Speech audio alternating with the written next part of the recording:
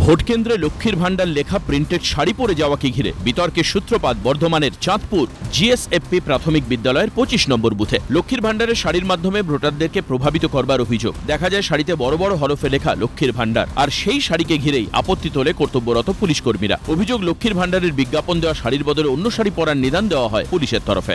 কি অবজেকশন করছেন এনারা? বলছে এই শাড়ি পরে আসা যাবে না, এখানে থাকা যাবে না। আচ্ছা, কি শাড়িতে কি সমস্যা রয়েছে জানি না সেটা নিয়ে। অন্য পলিটিক্যাল পার্টি কি আপত্তি করেছিল? হ্যাঁ একদম, অন্য পার্টি আপত্তি করেছে। কোন পার্টি? BJP party.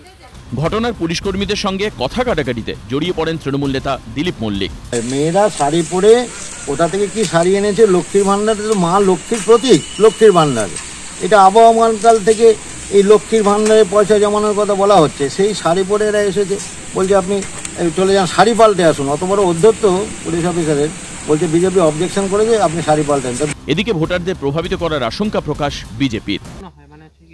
এতে সাধারণ মানুষকে ভোট প্রভাবিত করা হচ্ছে। সরকারি প্রকল্প বলতে এখানে ভোট চলাকালীন কোনো প্রকল্প এগুলো 200 মিটারের মধ্যে থাকতে পারে না, সেটা আমরা জানি।